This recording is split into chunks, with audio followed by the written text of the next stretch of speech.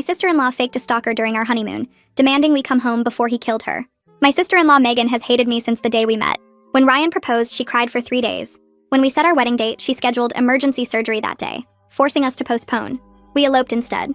She wore black to our small ceremony, called it appropriate for a funeral. Our honeymoon to Bali was kept secret. Only Ryan's parents knew we'd left the country, not where.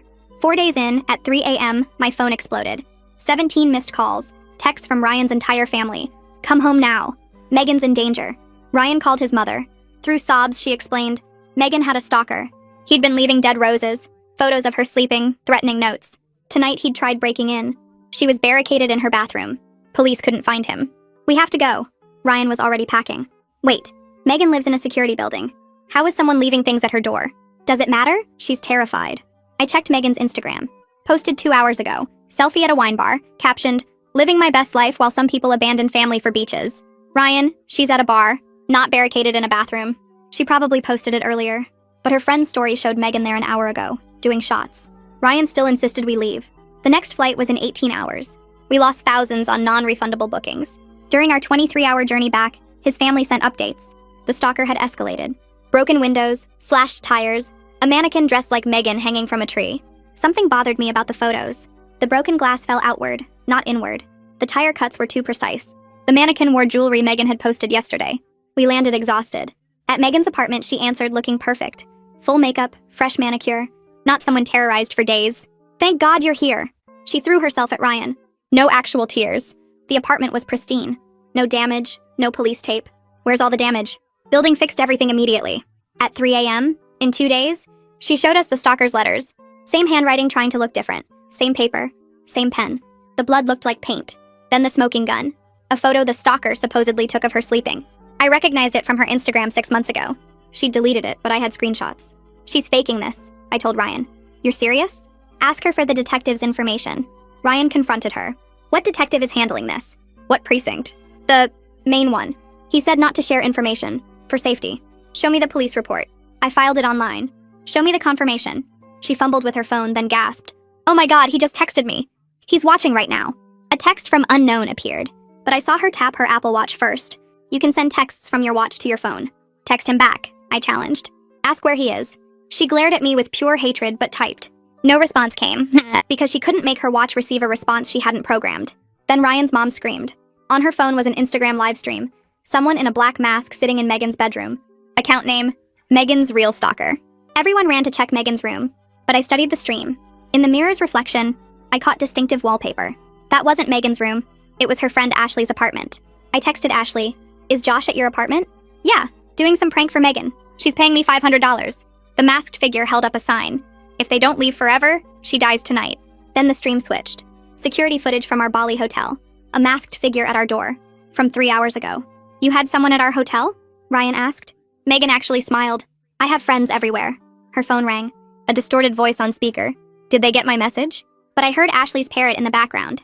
That's Josh calling from Ashley's. Megan hung up, her face white. My phone buzzed. Security footage from Bali.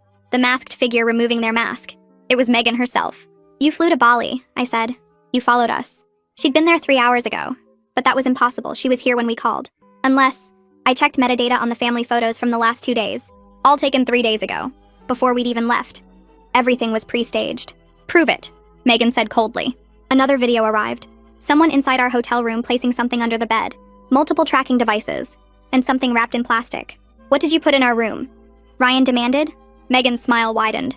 Check your luggage when you get home. If you can get home. Ryan's phone rang. Airport security. Mr. Finley? We need you back immediately. We found something concerning in your luggage during a random check. Drugs. Significant quantities. Your luggage is being held pending investigation. I stood frozen in the middle of the terminal while people rushed past us with their rolling suitcases and coffee cups. My phone felt heavy in my hand. The security officer's words still echoing in my head about needing us back immediately. Ryan's face had gone completely white. His jaw clenched so tight I could see the muscle twitching. We both knew exactly what Megan had done. She'd planted drugs in our luggage. Real or fake, it didn't matter because we were about to be detained either way.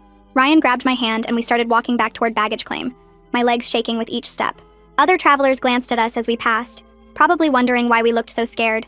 A uniformed officer met us at the entrance to the baggage area and gestured for us to follow him down a side hallway. He didn't say anything, just walked with his hand near his belt where his radio sat. We entered a small windowless room with gray walls and fluorescent lights that buzzed overhead. Our suitcases sat open on a metal table, clothes spilling out everywhere. A woman in a Navy security uniform stood beside the table, her expression neutral but alert. She introduced herself as Hope Ferguson, the security supervisor on duty. Her colleague Macy stood on the other side of the table, wearing similar uniform and holding a clipboard. Macy explained they'd pulled our bags for random screening, which made my stomach drop because random meant they had no reason to suspect us specifically until they found something. She pointed to the bottom of my suitcase where the lining had been peeled back. Multiple plastic packages sat there, white powder visible through the clear wrapping. My heart hammered against my ribs. Ryan made a choking sound beside me. Macy said the packages appeared to contain cocaine based on preliminary visual inspection, and they'd found similar packages in Ryan's bag too. Hope asked us to have a seat while they processed the situation. I couldn't sit. I pulled out my phone with shaking hands and opened the video Megan had sent, the one showing someone in our hotel room. Hope's expression didn't change as she watched it. I tried to explain about Megan's threat, about her saying to check our luggage, about the entire fake stalking scheme. Hope listened without interrupting, then said they had to follow protocol regardless of family drama. Ryan jumped in, his voice cracking as he tried to explain his sister's history of sabotage. He told them about the wedding interference, the fake emergency surgery, everything. Hope nodded but said they still needed to test the substances and complete their investigation. 2 airport police officers entered the room before Ryan could finish talking. They asked us to come with them for formal questioning. My mouth went dry. We were being detained. Actually detained like criminals because of what Megan planted. The officers separated us immediately. I got led to a different room down the hall, smaller than the first one with just a table and 2 chairs. A detective in plain clothes sat across from me and started asking questions. Where had we traveled? How long were we gone? Did we pack our own bags? Did anyone have access to our luggage? I answered everything truthfully, but my voice kept shaking. Then he asked about drug history. Had either of us ever used illegal substances? Did we have any drug contacts? I said no repeatedly, feeling more panicked with each question. He asked about Megan next. What was our relationship like? Had there been conflicts? Why would she want to frame us? I tried to explain how she'd hated me from the start, how she'd sabotaged our wedding, how she'd faked an entire stalking situation to ruin our honeymoon. Saying it out loud made it sound completely insane. The detective wrote notes, but his face stayed blank. I realized how this looked to him. Some family drama excuse while sitting here with drugs in our luggage. I showed him my phone, scrolling through all the evidence I'd collected. The Instagram posts proving Megan wasn't actually in danger. The metadata from the family photos showing they were taken before we left. The video of her admitting she had someone at our hotel. The security footage from Bali showing her in the mask. He watched everything carefully, asked me to send him copies of the files, but I could tell he wasn't sure whether to believe me. 3 hours crawled by in that tiny room. The detective left and came back multiple times, asking the same questions in different ways. My throat hurt from talking. My head pounded from the fluorescent lights. I kept thinking about Megan's smile when she said we might not make it home. Finally, Hope appeared in the doorway. She asked me to come with her back to the original room where they'd shown us the drugs. Ryan was already there, looking exhausted and scared. Hope sat down across from us and said the preliminary tests had come back. The substances weren't cocaine. They were a mixture of baking soda, powdered sugar, and flour designed to look like drugs. Relief hit me so hard I almost fell over. Ryan grabbed my hand and squeezed it tight. But Hope explained this actually changed everything about the investigation. If someone wanted us arrested for trafficking, they would have planted real drugs. Fake drugs meant someone wanted us detained and investigated, wanted us to go through exactly what we'd just gone through. It supported our story about a frame job. She said they were taking our allegations about Megan very seriously now. Macy came back into the room with an older woman who had the same sharp eyes and direct manner. Macy introduced her as Detective Lorraine Ferguson, her mother, who worked for the local police department. Lorraine specialized in harassment and stalking cases. She sat down and asked us to tell her everything from the beginning. We went through the whole story again, starting with Megan's reaction to our engagement. Lorraine listened without interrupting, occasionally making notes. When we got to the fake stalking scheme, her expression grew more serious. She watched all the videos on my phone, studied the metadata, examined the security footage. Then she looked up and said, Megan had committed multiple serious crimes. Planting fake drugs to trigger a law enforcement investigation was itself illegal.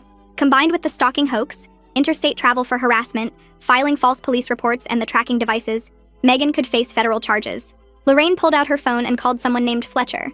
She explained the situation quickly and asked him to come examine our luggage for fingerprints and DNA evidence. Within an hour, a man arrived carrying a large black case full of equipment.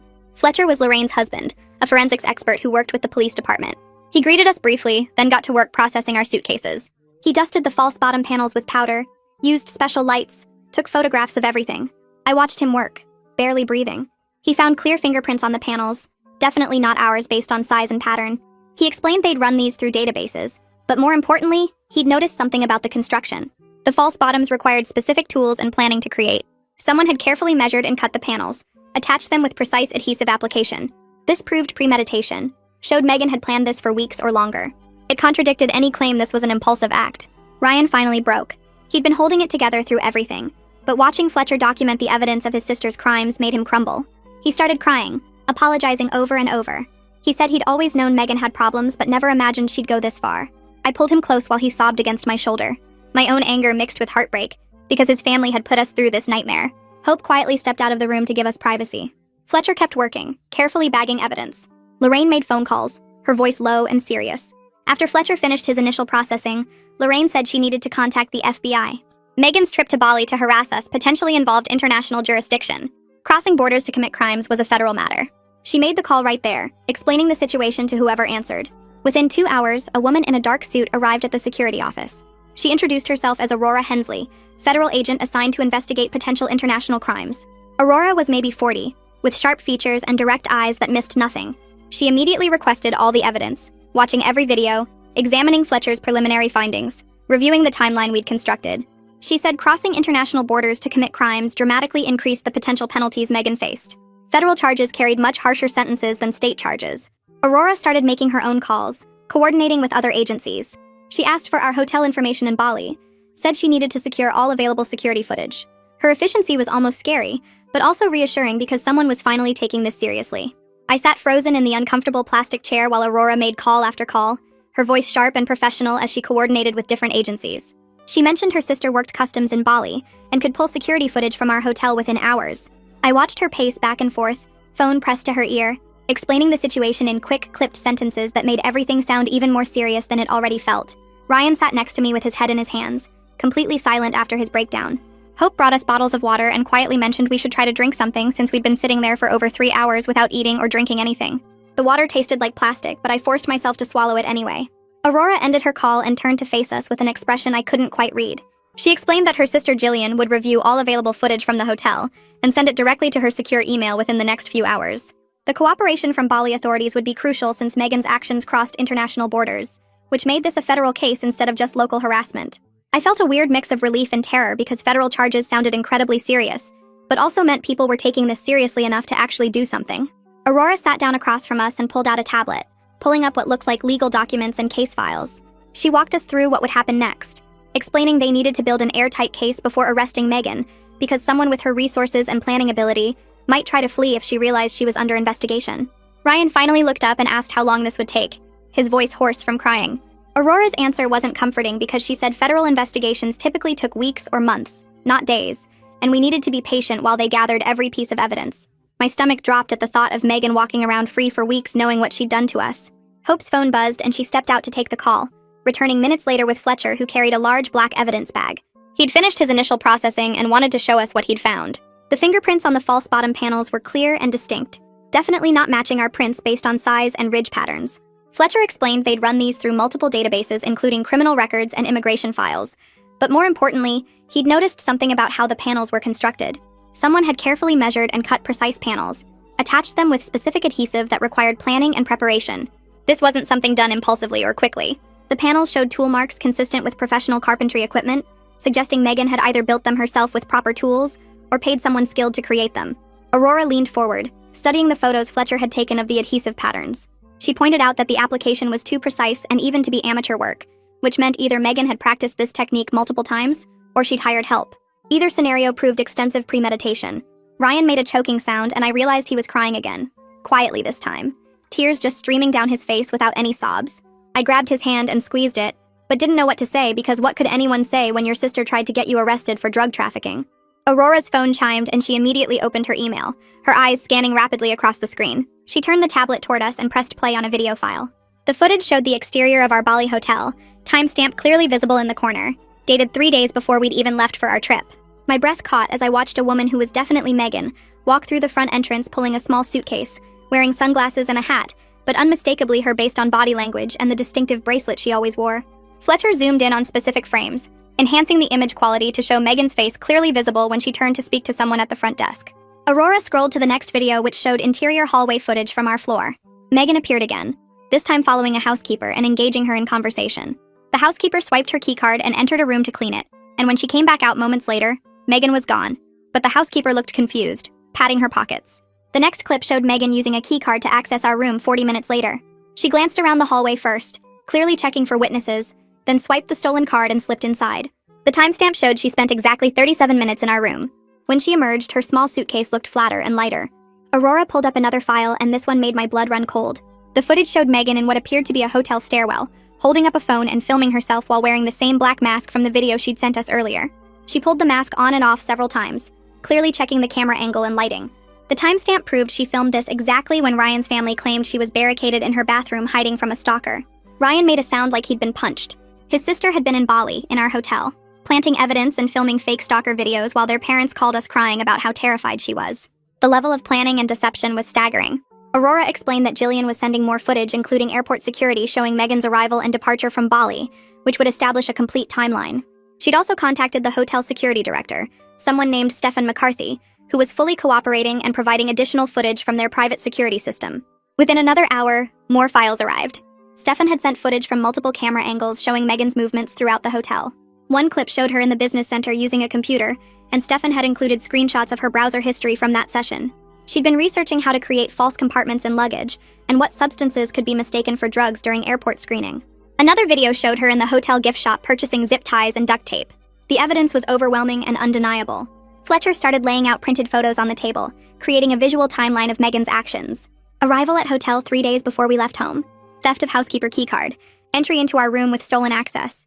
Filming of fake stalker footage in stairwell. Purchase of materials. Research on drug detection. The pattern was clear and damning. Aurora made more calls, speaking rapidly to prosecutors and other federal agents. She kept using phrases like premeditated felony and interstate conspiracy that made everything sound even more serious.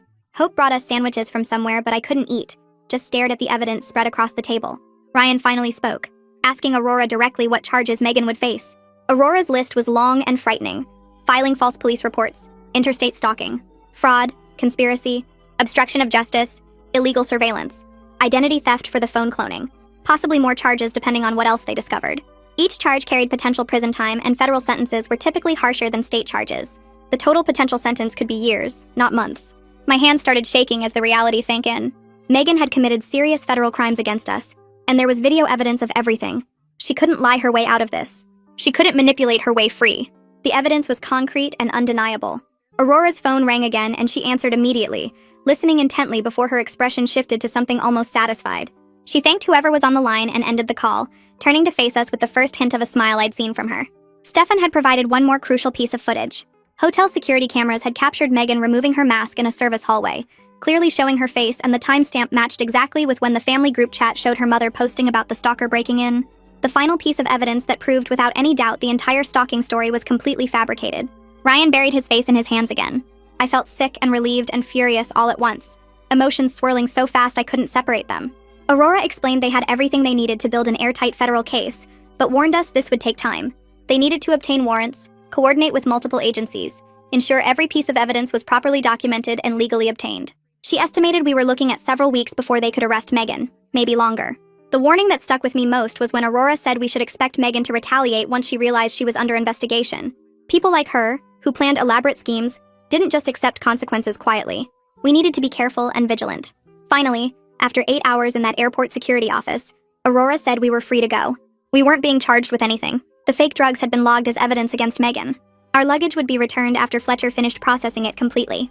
Hope walked us out, apologizing for the initial detention, but explaining they had to follow protocol. She gave us her card and said to call immediately if anything else happened. The terminal felt surreal after being locked in that office for so long. Other travelers rushed past us heading to their flights, completely oblivious to the nightmare we'd just been through. Ryan's phone was dead, so I pulled out mine to call us a cab. That's when I remembered his mother. She'd been so cheerful on the phone earlier, so smug about teaching us a lesson. My hands shook with rage as I dialed her number using my phone. She answered on the second ring, her voice bright and falsely concerned, asking if we'd learned our lesson about abandoning family. I didn't let her finish. I told her the police knew everything, that Megan was facing federal charges, that we had video evidence of her in Bali planting evidence in our hotel room. The silence on the other end stretched so long I thought she'd hung up. Then she started screaming. Her voice went shrill and panicked, yelling about how we were destroying the family. How could we involve authorities in private family matters? This was between family and should stay between family. I held the phone away from my ear as she shrieked about betrayal and disloyalty. Ryan grabbed the phone from my hand, his face set in an expression I'd never seen before. His voice came out steady and cold, completely different from his earlier crying. He told his mother that Megan had committed multiple federal crimes, endangered our freedom and future, cost us our entire honeymoon savings and our sense of safety. He said he was done protecting Megan from consequences of her own actions, done enabling her behavior, done pretending her obsessive jealousy was normal sibling rivalry.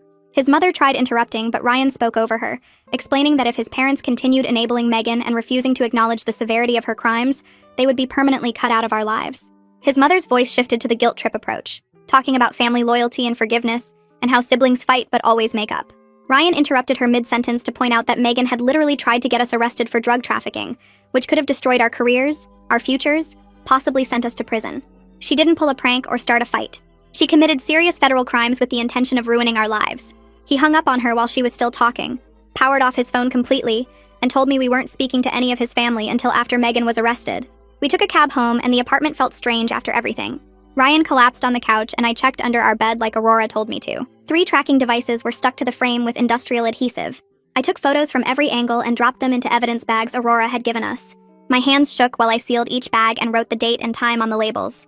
Ryan watched me from the doorway and asked if I was okay, but I couldn't answer because I wasn't okay, and wouldn't be for a long time. We ordered takeout because neither of us could think about cooking and ate in silence while staring at our phones waiting for updates from Aurora. 2 days later, my phone rang at 6 in the morning. Aurora's voice was crisp and professional as she explained the warrants were being executed right now at 3 locations simultaneously. Federal agents were at Megan's apartment, local police were at Ashley's place, and another team was searching Ryan's parents' house. She said we should stay home and she'd call with updates. Ryan made coffee with trembling hands, and we sat at the kitchen table refreshing news sites every few minutes. An hour later, Aurora called back. At Megan's apartment, they found her laptop in a desk drawer with a folder labeled Operation Honeymoon, containing detailed spreadsheets. The documents listed every expense for her Bali trip, timeline breakdowns showing when she planted each piece of evidence, and notes about mixing household ingredients to look like cocaine under casual inspection. She'd written reminders to herself about staging the fake stalking photos, and had saved drafts of the threatening letters with edits and revisions like she was working on a school project. Aurora said the laptop also contained research about drug trafficking penalties and airport security procedures. Megan had Googled, "How long does TSA hold luggage for drug investigation?" and "Can you go to jail for fake drugs in luggage?" which proved she knew exactly what she was doing and understood the potential consequences. The forensics team was copying everything, and Aurora promised the evidence was overwhelming. She hung up to coordinate with the other search teams and told us to expect more calls soon.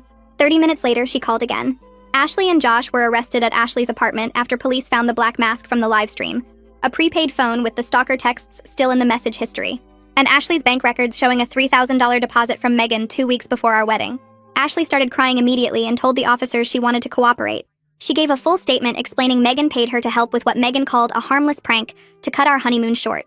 Josh admitted he wore the mask and made the distorted phone call, but claimed he thought it was just a joke between siblings.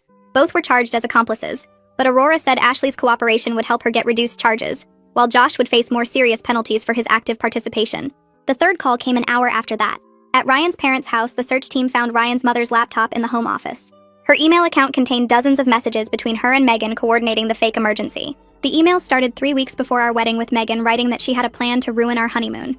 Ryan's mother responded asking for details, and Megan laid out the entire fake stalking scheme. His mother's replies were enthusiastic and encouraging. She wrote things like, "Are you sure this will work? And what if they don't come back? And maybe we should add more details to make it believable." The emails proved she wasn't fooled by Megan's story, but was actively helping plan and execute the hoax. When officers questioned her, she tried claiming she thought it was real, but they showed her the printed emails and her face went white. She demanded a lawyer and refused to say anything else. Ryan put his head in his hands and sobbed. His mother had betrayed him as completely as Megan had. I rubbed his back while he cried and felt my own anger building. His entire family had conspired to destroy our happiness, and they'd almost succeeded. Aurora called one more time that afternoon to say Megan was arrested at her office. Federal agents walked into her workplace at 2 in the afternoon and arrested her in front of her coworkers and boss. She was charged with filing false police reports, interstate stalking, fraud, conspiracy to commit fraud, and obstruction of justice. At the bail hearing, Aurora argued Megan was a flight risk because she'd already proven her willingness to travel internationally to harass victims, and she had the financial means to flee the country. The judge set bail at $100,000, and Megan was taken to county jail. That evening, Ryan's father called. He'd bailed Megan out and hired a criminal defense attorney. The lawyer called our phones within an hour, leaving messages about settling this matter privately. He suggested we were overreacting, and this was just sibling rivalry gone too far. He said families should handle disputes internally without involving the legal system. I deleted his voicemail and blocked his number. Ryan did the same. Aurora connected us with Cadence Fowler, a criminal defense attorney who specialized in harassment cases. Cadence was a sharp woman in her 40s with short gray hair and piercing blue eyes. She met us at her office that evening and listened to our entire story without interrupting. When we finished, she leaned back in her chair and said she was genuinely outraged by what Megan had done. She promised to make sure Megan faced serious consequences and told us we should not speak to Megan's attorney or anyone from Ryan's family without her present. Cadence explained we had grounds for a civil lawsuit beyond the criminal charges. We could sue for our honeymoon costs, therapy expenses, lost wages from missing work, and damages for emotional distress. She estimated we could recover at least $50,000 and possibly more depending on how the criminal case went. She asked detailed questions about our financial losses and took notes on everything. By the time we left her office, it was past 9 at night and I felt exhausted, but slightly hopeful that someone was fighting for us. The next morning, my phone started ringing at 7. A reporter from the local news had found our names in the public arrest records and wanted an interview about Megan's arrest. I hung up without responding. More reporters called throughout the day. Ryan's phone was blowing up too. Cadence called and told us to decline all media requests and not discuss the case publicly. She said anything we said could be used against us later, and media attention might prejudice potential jurors. But the story spread anyway. By that afternoon, it was all over social media. People we hadn't talked to in years were messaging us, asking if it was true. The local news ran a story about the elaborate stalking hoax and Megan's arrest. Online comments expressed shock at the scheme, and several people said they hoped Megan went to prison for a long time. Ryan's phone rang constantly with calls from his extended family. His aunts and uncles were taking sides. Some called to say they always knew Megan had problems, and they supported us completely. Others called to defend Megan and beg Ryan to drop the charges because she was family. Ryan's favorite uncle called and apologized for not recognizing how serious Megan's behavior had become over the years. He said he always thought she was just jealous and dramatic, but never imagined she'd cross into criminal territory. He offered to testify about Megan's past manipulative behavior if it would help our case. Ryan thanked him and said Cadence would be in touch. Going back to work was horrible. I'd missed a full week and returned emotionally devastated. My boss called me into her office the first day back and asked if everything was okay. I explained the basics of what happened without going into too much detail. Her expression shifted from concern to shock as I talked. She told me to take flexible hours for the next month to deal with legal proceedings and therapy appointments. She said my work was important, but my well-being mattered more. I thanked her and went back to my desk feeling slightly less overwhelmed. But I was barely sleeping and having panic attacks about what else Megan might have done that we hadn't discovered yet. Fletcher called a week after the arrests. His full forensics report was complete and he'd found something disturbing. Megan had cloned our phones at some point, which explained how she knew our exact location and schedule in Bali. Phone cloning required physical access to the devices for several minutes. Ryan and I tried to remember when Megan could have done it. Then we remembered a family dinner 3 months ago at his parents' house. We'd left our phones on the kitchen counter while playing with their dog in the backyard. Megan had stayed inside claiming she had a headache. She must have used that time to clone both phones and install tracking software. Fletcher explained the cloning gave her access to our messages, emails, location data, and even our camera and microphone. She'd been spying on us for months before we even left for Bali. The cloning explained so much about how Megan tracked our every move in Bali. Aurora called 3 days after Fletcher's discovery with news that changed everything about the case. She'd been reviewing Megan's laptop files with the federal prosecutor and found detailed notes about installing spyware on our phones. The notes included timestamps showing Megan accessed our devices for over 20 minutes during that family dinner. She'd copied our contacts, passwords, banking information, and private photos. Aurora explained this elevated the charges significantly, because phone cloning qualified as identity theft under federal law. Each additional charge carried its own prison sentence that could stack on top of the existing charges. The prosecutor was building a case for maximum sentencing given the scope and planning involved. Aurora walked me through each new charge over the phone while I took notes. Illegal surveillance, identity theft, wire fraud, computer intrusion.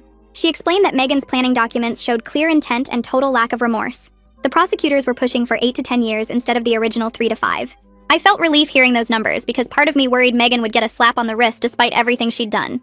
Aurora promised to keep us updated as the case developed and reminded us not to discuss details publicly. 2 weeks later, Cadence called with frustrating news about Megan's defense strategy. Her attorney had filed motions suggesting Megan suffered from mental health issues and needed treatment rather than prison. The motion included a psychological evaluation from a doctor Megan's parents paid for, claiming she had severe attachment disorder and separation anxiety related to Ryan. Cadence sounded annoyed reading the evaluation over the phone. The doctor argued Megan's behavior stemmed from trauma and mental illness rather than criminal intent. I asked if this meant Megan might avoid prison entirely. Cadence assured me the strategy wouldn't work, but we needed to prepare a strong counter-argument. She'd already contacted Aurora, who was preparing evidence showing Megan's elaborate planning proved she understood her actions completely. The international travel, coordination with multiple people, technological sophistication of the phone cloning, and careful staging of fake evidence all demonstrated clear thinking and ability to distinguish right from wrong. Cadence explained that insanity defenses only worked when someone genuinely couldn't understand their actions were criminal. Megan's detailed planning documents proved she knew exactly what she was doing and chose to do it anyway. We scheduled a meeting to review our response to the mental health claims. Ryan's parents kept calling despite his repeated requests for no contact. His mother left voicemails crying and begging him to talk to her. His father sent texts saying we needed to discuss things as a family. Ryan deleted everything without listening or reading. But after 3 weeks of constant attempts, Cadence suggested we agree to one meeting with strict conditions. She'd be present as our representative. The meeting would happen at her office on neutral ground, and we'd leave immediately if his parents became hostile or manipulative. Ryan hesitated for 2 days before agreeing. He looked sick the morning of the meeting, barely touching his breakfast. We drove to Cadence's office in silence. His hands shook as we walked through the parking lot. His parents arrived 10 minutes after us. His mother's eyes were red and swollen like she'd been crying for days. His father looked older somehow, his face gray and tired. Cadence had us sit across a conference table from them with her at the head. His mother started talking immediately, her voice breaking as she begged Ryan to forgive Megan and not destroy the family. She said Megan made mistakes, but she was still his sister and families should stick together no matter what. Ryan's father sat silent, staring at the table. Ryan let his mother talk for 5 minutes before cutting her off.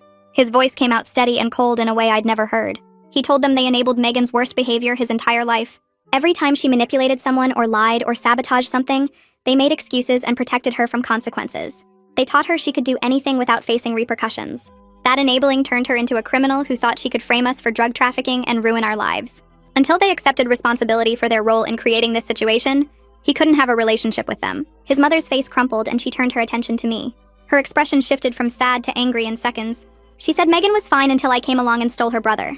Ryan was her whole world, and I destroyed that relationship by taking him away. Everything that happened was my fault for not understanding how close they were.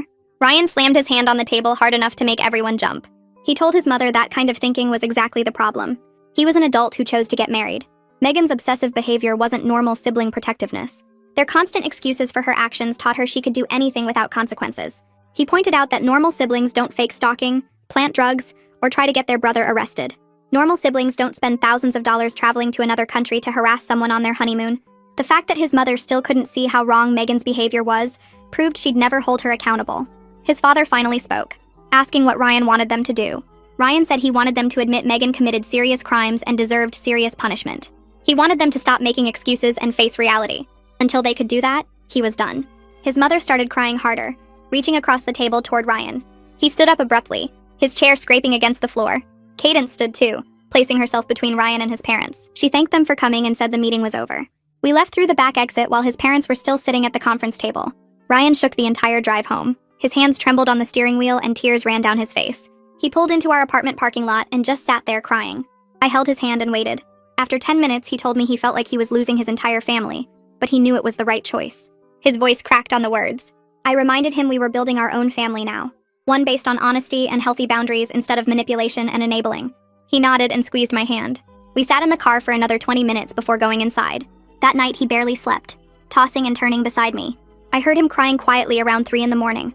I held him and didn't say anything because there wasn't anything to say that would make it hurt less. The preliminary hearing was scheduled 3 weeks after Megan's arrest. Cadence explained we didn't have to attend, but our presence would show the judge we were serious about prosecution. We took the day off work and dressed formally.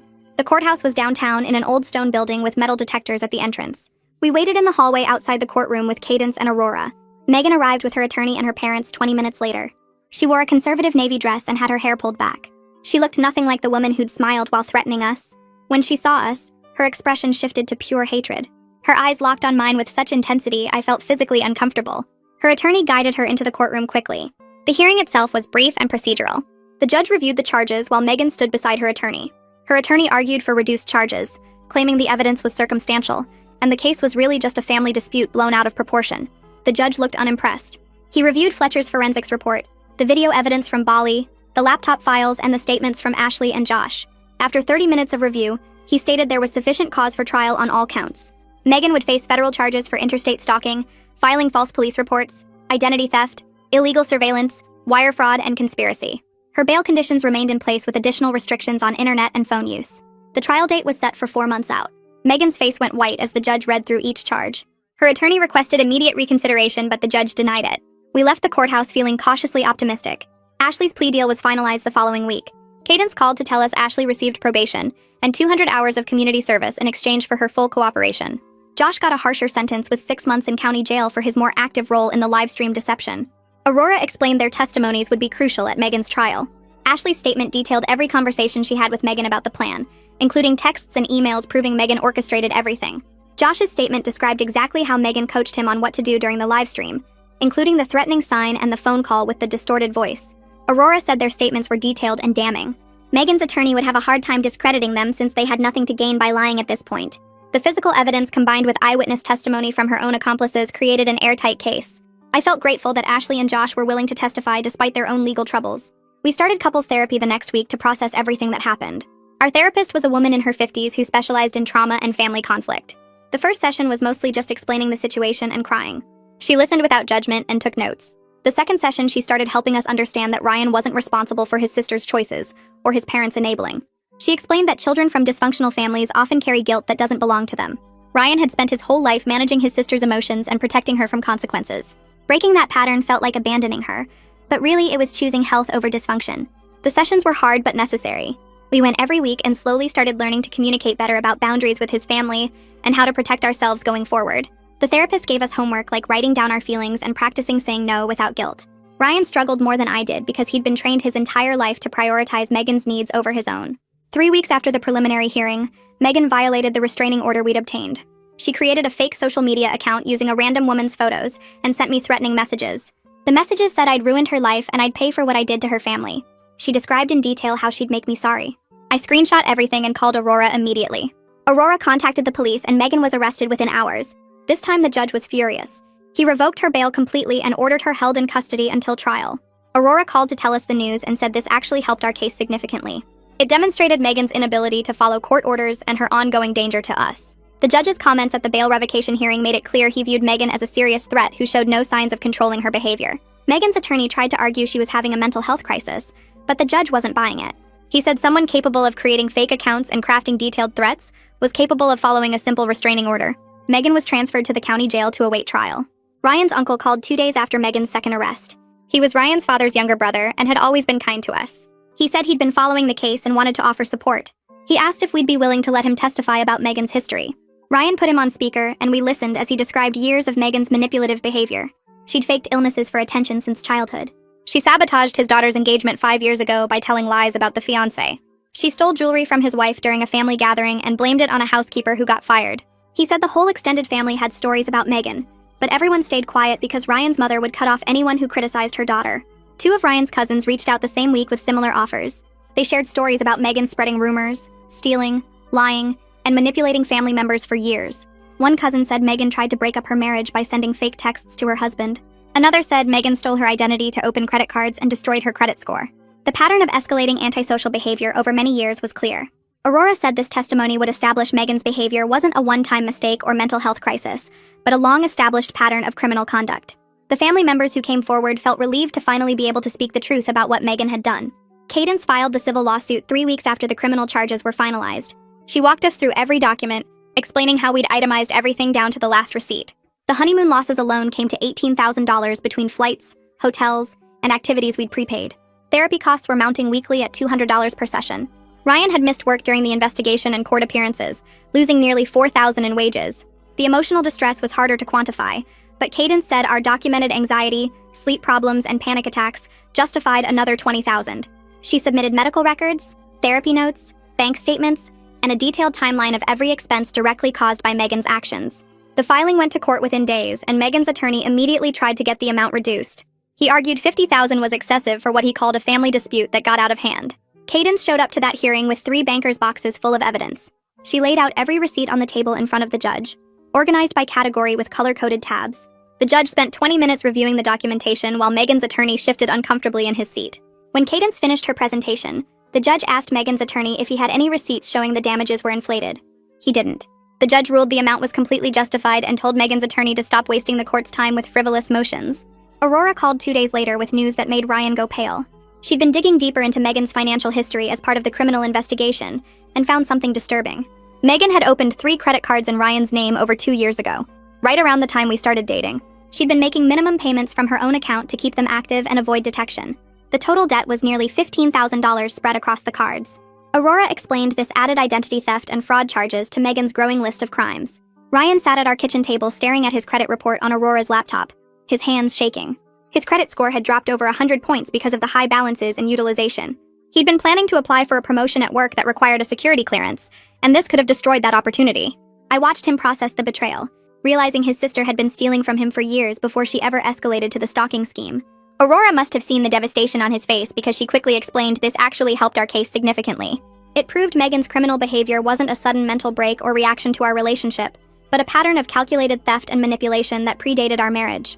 The prosecution could now argue she'd been targeting Ryan financially long before the honeymoon incident, which showed premeditation and ongoing criminal intent rather than an isolated emotional outburst. The journalist's email arrived a week later while we were eating dinner. She was writing an article for a major online publication about family-perpetrated stalking and harassment. She'd found our case through public court records and wanted to know if we'd participate anonymously.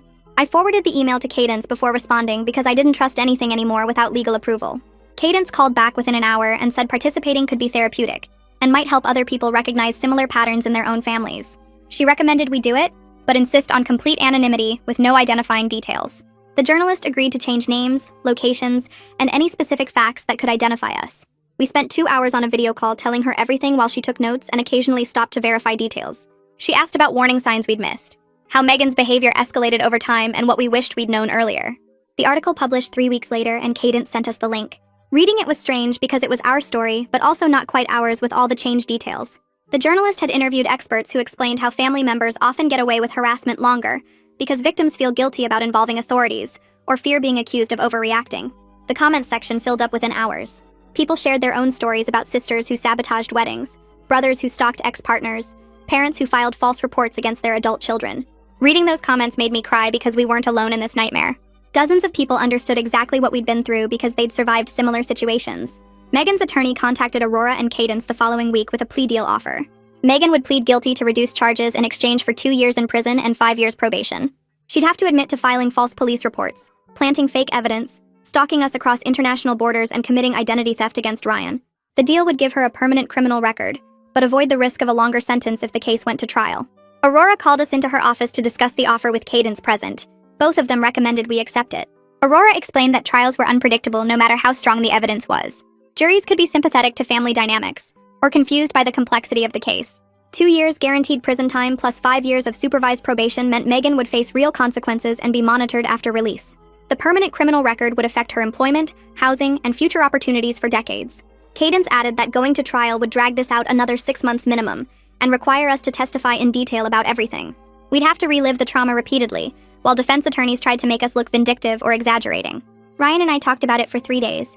Part of me wanted to see Megan get the maximum sentence possible after everything she'd done, but the thought of months more legal proceedings and having to face her in court testimony made me feel sick. We finally agreed to accept the plea deal because it guaranteed significant consequences without prolonging our suffering. The plea hearing got scheduled fast once we accepted the deal. We arrived at the courthouse 2 weeks later, and Cadence walked us through what would happen. Megan would have to allocute, which meant verbally admitting to each crime in detail before the judge would accept the plea. She couldn't just say guilty and be done. She had to describe what she did, when she did it, and acknowledge it was wrong. We sat in the gallery while Megan stood before the judge in her orange jumpsuit looking smaller than I'd ever seen her. The judge asked if she understood she was giving up her right to trial, and she said yes in a flat voice. Then he made her go through each charge one by one. She had to admit she filed false police reports about a fake stalker to force us to come home from our honeymoon. She had to describe traveling to Bali to plant tracking devices and fake drugs in our hotel room. She had to acknowledge stealing Ryan's identity to open credit cards and stealing thousands of dollars over 2 years. She had to admit coordinating with accomplices to create fake evidence and live streams. Her voice stayed flat and resentful the entire time, never showing actual remorse. She was just going through the required motions to get the reduced sentence. Ryan squeezed my hand so hard during her statement that my fingers went numb.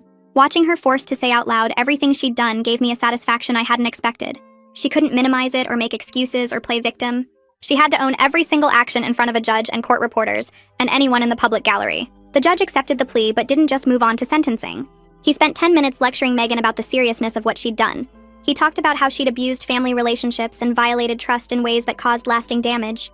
He pointed out that she'd committed federal crimes by crossing international borders to harass us, and could have destroyed our lives if the fake drugs had been real. He said her complete lack of remorse during the allocution concerned him greatly, and suggested she had deep psychological issues that needed serious treatment. Then he ordered her to begin serving her sentence immediately with no delay. She'd go straight from the courthouse to the state prison to start her 2 years. He also mandated mental health treatment during incarceration, and made it a condition of her eventual probation. Aurora leaned over and whispered that this was the best possible outcome short of a longer sentence from trial.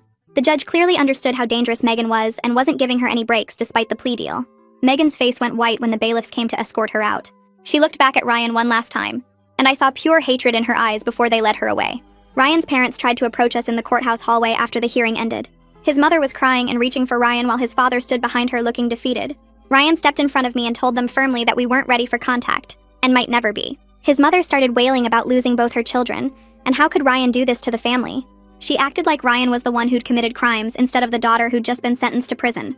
Cadence appeared beside us and put herself between Ryan's parents and us. She told them in a sharp professional voice that they needed to step back immediately. Then she said something that made Ryan's mother go silent.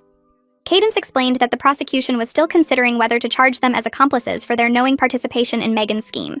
The emails between Ryan's mother and Megan proved she knew about the fake stalking and helped coordinate the emergency calls. That made her potentially liable for conspiracy and obstruction of justice. Ryan's father could face charges too for the role he played in the phone calls that forced us home. Cadence said they should consider themselves lucky they hadn't been charged yet, and stop harassing us if they wanted to keep it that way.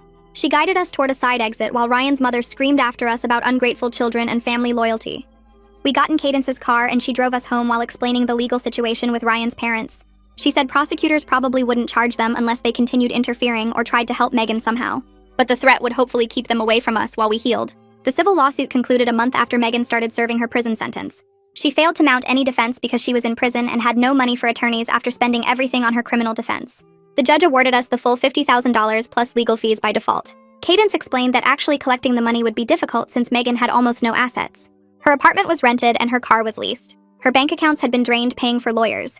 But we could garnish her wages after she got out of prison in 2 years. The court would take a percentage of every paycheck she earned until the full amount plus interest was paid.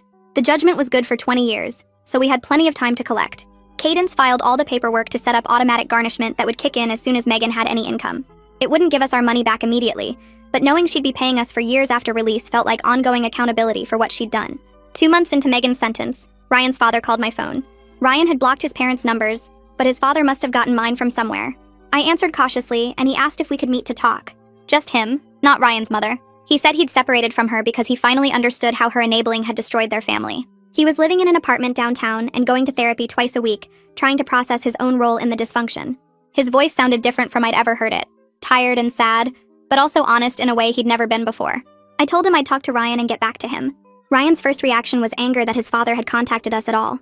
But after thinking about it overnight, he said he wanted to hear what his father had to say. We agreed to meet at a neutral location with me present. The coffee shop was busy enough that we had privacy, but public enough that we felt safe. Ryan's father showed up early and was waiting at a corner table when we arrived. He looked older than I remembered, with new gray in his hair and lines around his eyes. He stood up when he saw us but didn't try to hug Ryan or shake hands. He just gestured to the chairs and waited for us to sit first. The conversation started slowly with awkward silence. Then Ryan's father began talking and didn't stop for almost an hour. He apologized for everything without making excuses. He said he should have stopped his wife from enabling Megan years ago when the problems first started. He admitted he'd known Megan was manipulative and cruel, but he'd taken the easy path of going along with whatever his wife wanted instead of protecting Ryan. He acknowledged that his passivity had been just as damaging as his wife's active enabling. He talked about therapy and what he was learning about codependency and family systems. He said he was filing for divorce because his wife refused to accept any responsibility or change her behavior. She still believed Megan was the victim, and we were the villains. He couldn't stay married to someone who enabled criminal behavior and blamed the victims. Then he asked if there was any possibility of rebuilding a relationship over time. He said he understood if Ryan said no. He knew he'd failed as a father and didn't deserve forgiveness. But if Ryan was willing to try, he wanted to prove he could be different.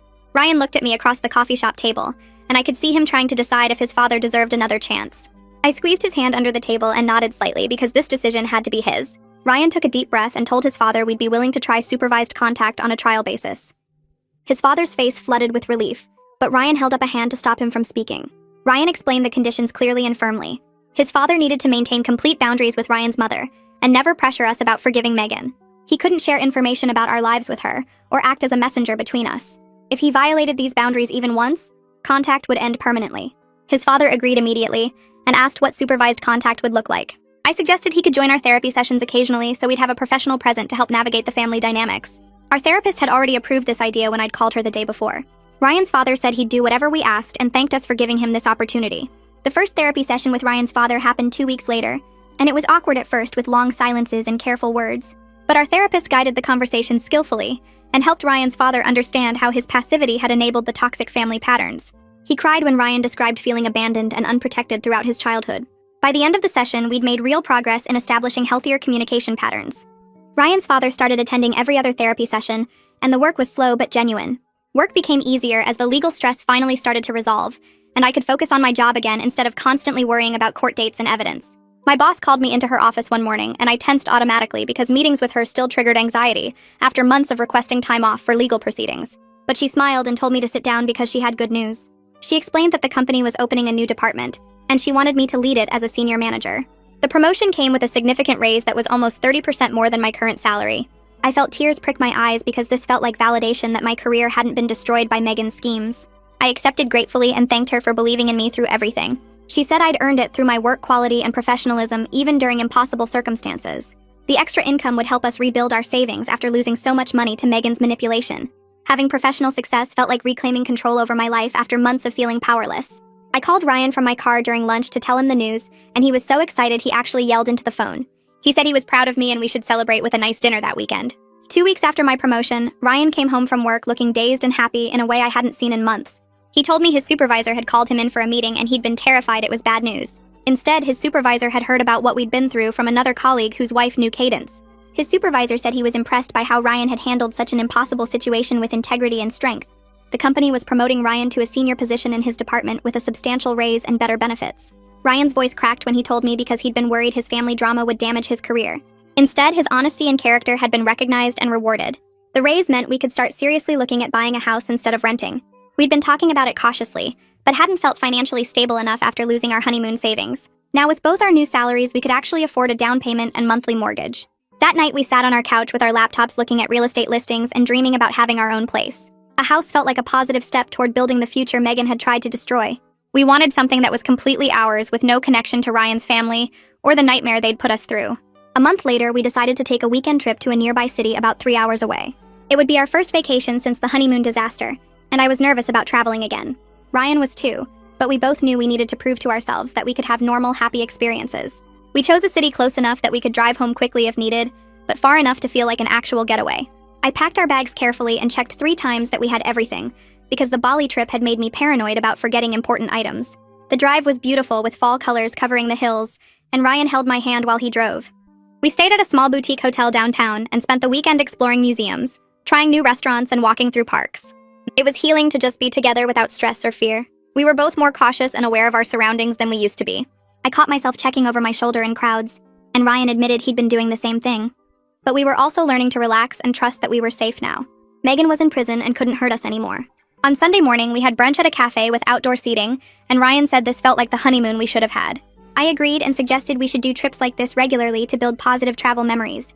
The weekend reminded us that our life could be good again, despite everything that had happened. Aurora called 2 weeks after our weekend trip to tell us she was officially closing the federal investigation. She'd completed her final report and wanted to share some of the outcomes with us. She explained that our case had led to improved security protocols at airports for detecting fake drug plants. TSA was implementing new training procedures to help agents identify staged evidence versus actual contraband. The changes would help protect other innocent travelers from similar frame jobs. Aurora thanked us for our cooperation throughout the investigation and said our willingness to prosecute fully had helped establish legal precedent for family stalking cases. Other victims could now point to our case when seeking justice against relatives who crossed into criminal behavior. She said prosecutors in 3 other states had already contacted her office asking for details about how we'd built our case. Hearing that our nightmare might help other people made it feel slightly more meaningful. Aurora wished us well and said to contact her if we ever needed anything. I thanked her for believing us from the beginning when we must have sounded crazy explaining about Megan's elaborate schemes. She said good investigators learn to recognize truth even when it sounds impossible. A week after Aurora's call, Fletcher contacted us and invited us to dinner at his house. He said he wanted to thank us properly because our case had advanced his forensics research in ways he hadn't expected. The techniques he'd developed analyzing our evidence had applications for other cases involving planted evidence and staged crime scenes. Ryan and I accepted the invitation and drove to the Ferguson family home on Saturday evening. Fletcher's wife was warm and welcoming, and their 2 teenage daughters were polite and curious about us. Hope and Macy were there too with their families, and it felt like a reunion. We spent the evening eating amazing food and sharing stories about the investigation. Fletcher showed us his published research paper that cited our case as a primary example. It felt surreal to see our trauma turned into academic documentation, but also validating that something good came from it. By the end of the night, we'd exchanged phone numbers with everyone and made plans to get together again. Having connections to people who believed us and helped bring justice was deeply comforting. The Ferguson family understood the trauma in ways our other friends couldn't, because they'd been there through the worst of it. They'd seen the evidence and knew exactly how calculated and cruel Megan's schemes had been. 6 months after Megan's incarceration, we received a letter forwarded through Cadence from a prison therapist. The therapist explained she was working with Megan on rehabilitation and wondered if we'd be willing to participate in family therapy sessions. She described it as an important part of Megan's recovery process and said our participation could help her take accountability for her actions. I read the letter twice to make sure I understood correctly, and then handed it to Ryan without comment. He read it and his face went red with anger. We called Cadence immediately and she wasn't surprised because she'd seen similar requests in other cases. We told her to decline firmly and explained that we had no interest in helping Megan's recovery. Our focus was on our own healing, and we didn't owe Megan anything after what she'd done. Cadence drafted a response making our position clear and sent it to the prison therapist. She explained that victims aren't required to participate in their abuser's rehabilitation, and our refusal didn't make us vindictive or unforgiving. We were simply protecting ourselves and our peace. Ryan said he felt guilty for about 5 minutes before remembering everything Megan had done. I reminded him that Megan had tried to get us arrested for drug trafficking and destroy our entire future. We didn't owe her forgiveness or participation in her therapy. 2 weeks after declining the prison therapy request, Ryan's mother sent a letter to our apartment. Ryan stared at the envelope for 10 minutes before opening it because he knew it wouldn't be good. The letter was 3 pages of his mother attempting reconciliation, but it was full of excuses for Megan and subtle blame toward me. She wrote about how Megan had always struggled with jealousy and needed extra support from family. She claimed Megan's actions came from a place of pain and fear of losing her brother. She suggested that if I had been more understanding of Megan's feelings from the beginning, things never would have escalated. The letter made me furious because she still couldn't take full responsibility or acknowledge the severity of Megan's crimes. Ryan read it twice and then sat down to write a response. He told me he needed to do this one final time to make his position absolutely clear. His letter was short and direct, explaining that until she took full responsibility without qualifications or justifications, we couldn't have a relationship. He wrote that her continued enabling and excuse-making showed she hadn't learned anything. He said he was returning all future letters unopened and she shouldn't contact us again. He mailed the letter that afternoon and blocked her email address. I watched him do it and saw both sadness and relief on his face. We started planning to renew our vows on our 2nd anniversary with a small ceremony in Bali. The idea came up during a therapy session when our therapist asked about reclaiming positive experiences. Ryan suggested returning to Bali to finish what Megan had interrupted and create new happy memories. I loved the idea immediately because it felt empowering and symbolic. We'd let Megan's schemes cut short our honeymoon, but we wouldn't let her ruin Bali forever. We started researching venues and reached out to Stefan at the hotel where everything had unraveled. He remembered us and was enthusiastic about hosting our vow renewal ceremony. He offered us a complimentary upgrade and said he'd personally oversee all the arrangements. We planned a small, intimate ceremony on the beach at sunset, with just the 2 of us and an officiant. We'd spend 2 weeks in Bali actually enjoying our honeymoon without fear or interruption. The planning process was exciting and healing because we were taking back control of our narrative. Megan had tried to destroy our marriage before it even started, but instead we were celebrating our survival and commitment. Therapy continued helping us process residual trust issues and anxiety that lingered even after Megan was in prison. Our therapist noted that we'd both shown remarkable resilience in turning trauma into growth, instead of letting it destroy us. She said many couples wouldn't have survived what we'd been through. We were communicating better than ever, because the crisis had forced us to be completely honest and vulnerable with each other. Ryan had learned to set boundaries with toxic family members and prioritize our marriage over obligation. I'd learned to trust my instincts and stand up for myself even when it meant confronting his family. Our relationship was stronger for having survived this test, and we both knew we could handle whatever life threw at us.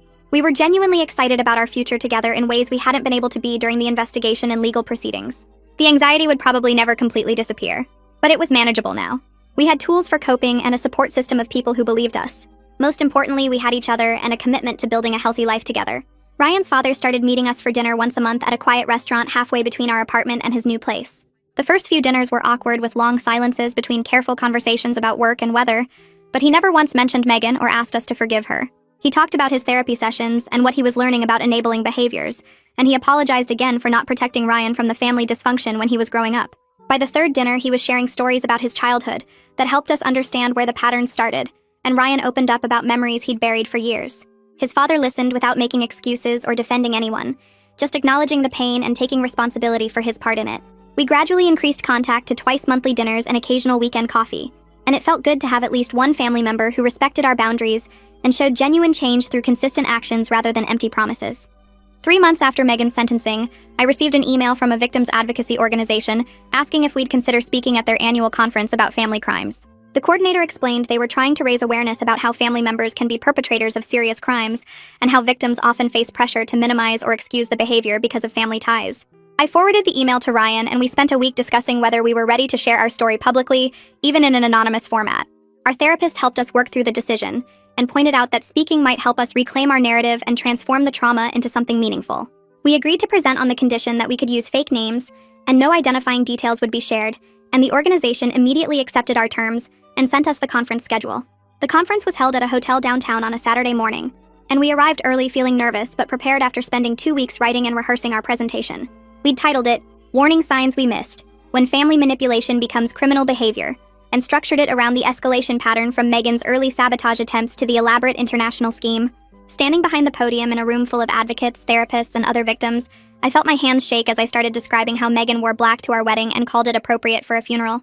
Ryan took over for the middle section about the fake stalking scheme, his voice steady as he explained how his family's enabling had taught Megan she could do anything without consequences. We showed redacted versions of some evidence, including the metadata from the pre-staged photos and the security footage from Bali, and the audience gasped when we revealed that Megan had followed us internationally to frame us for drug trafficking. The presentation ended with our advice about trusting your instincts even when family members insist you're overreacting, documenting everything carefully, and not letting guilt or obligation prevent you from holding criminals accountable regardless of their relationship to you.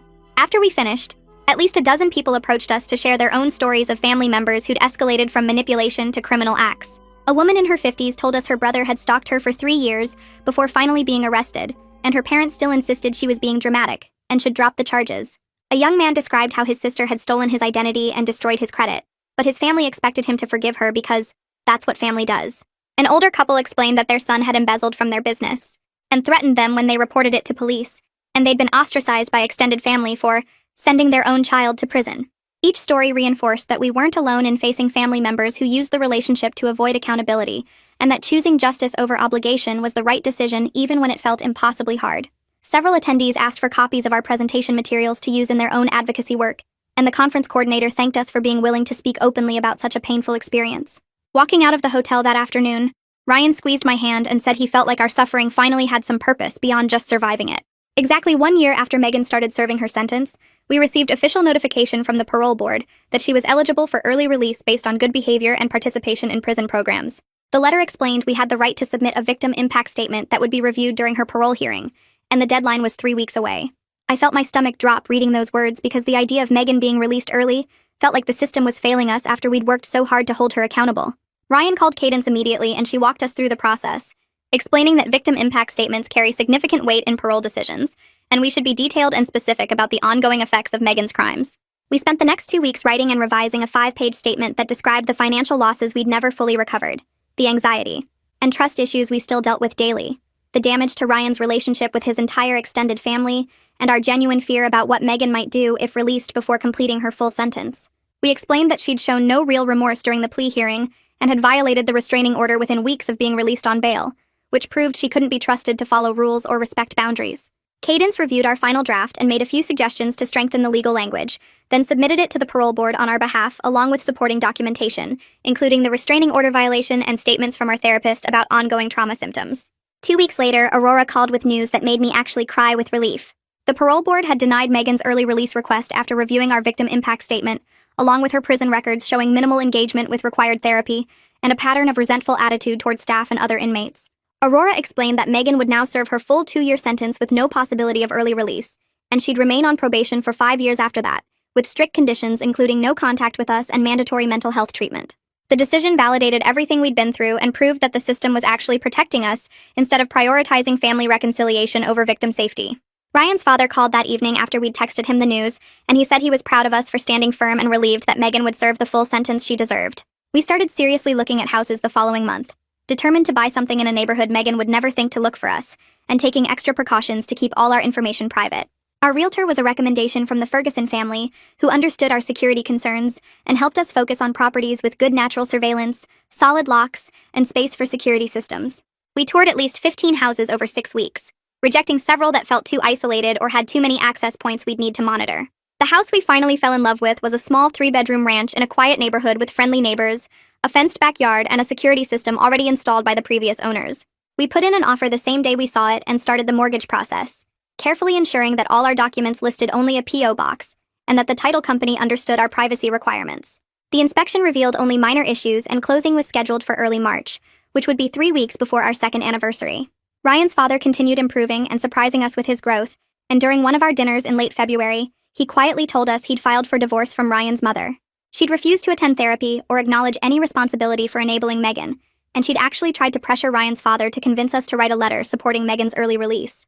He'd realized he couldn't stay married to someone who still prioritized protecting Megan over accepting reality, and he was building a new life based on honesty and healthy relationships, instead of obligation and dysfunction.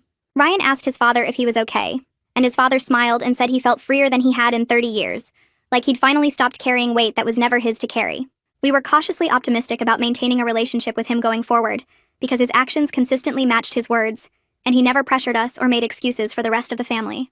Closing day arrived on a perfect sunny morning in early March, and we sat in the title company office signing what felt like 1,000 documents, while our realtor smiled and congratulated us. Walking into our house for the first time as actual owners felt surreal and emotional, like we'd finally reached the life we should have had 2 years ago before Megan destroyed our honeymoon. The house was completely ours with no connection to Ryan's family, and no shared memories of dysfunction or manipulation. Just empty rooms waiting to be filled with furniture and experiences that reflected our values and our future. We spent the first weekend painting the bedroom and setting up our new security system with cameras covering all entry points, and even though we knew Megan was still in prison, having those protections in place helped us feel safe. Ryan's father came over to help us move furniture and brought a housewarming gift of new kitchen knives with a card that said, "For building the life you deserve." Moving boxes filled our living room for weeks, but slowly we transformed the empty house into a real home. Our vow renewal trip to Bali was scheduled for late March to coincide with our actual anniversary date, and this time we planned everything carefully with no family members knowing our exact location or timeline. We flew out on a Tuesday morning and arrived in Bali exhausted but excited to finally have the honeymoon we'd been denied 2 years earlier. Stefan from hotel security met us personally in the lobby and gave us a complimentary upgrade to an ocean view suite as thanks for helping them identify and fix the security gaps that had allowed Megan to access our original room. He walked us through all the new protocols they'd implemented, including better keycard tracking, additional cameras, and stricter staff verification procedures, and he assured us we were completely safe and could actually relax this time. The next 2 weeks were everything we'd hoped for back when we first planned this trip, with long beach days, romantic dinners, spa treatments, and excursions to temples and rice terraces without constantly looking over our shoulders. We renewed our vows in a simple ceremony on the beach at sunset, with just us and an officiant, speaking promises to each other that felt even more meaningful after everything we'd survived together. The hotel photographer captured the moment, and we finally had wedding photos that showed genuine joy instead of the tension that had marked our original ceremony with Megan glaring in black in the background. Back home in early April, we hosted a celebration at our new house with everyone who'd supported us through the nightmare of the past 2 years. The guest list included close friends from work, our therapist, the entire Ferguson family who'd become genuine friends, and Ryan's father who brought his new girlfriend and seemed genuinely happy for the first time since we'd known him. We set up tables in the backyard and served food we'd actually enjoyed in Bali, sharing stories about the trip and showing photos from the vow renewal ceremony. Hope Ferguson raised her glass and made a toast about resilience and choosing your own family based on love and respect, rather than obligation, and everyone clinked glasses and cheered. The gathering felt full of authentic warmth and support, without any of the toxic dynamics or hidden agendas that had poisoned every event with Ryan's original family, and looking around at people who genuinely cared about our happiness made all the pain feel worth surviving. A week after the celebration, Cadence called with news about the civil judgment. The garnishment paperwork was finalized and ready to execute the day Megan was released from prison. She explained the process in her usual efficient way, walking me through how portions of Megan's wages would be automatically deducted and sent to us until the full $50,000 plus accumulated interest was paid. The system would track every payment and adjust for any employment changes Megan made, following her from job to job if necessary. Knowing there would be ongoing consequences even after she served her prison time brought a sense of relief I hadn't expected.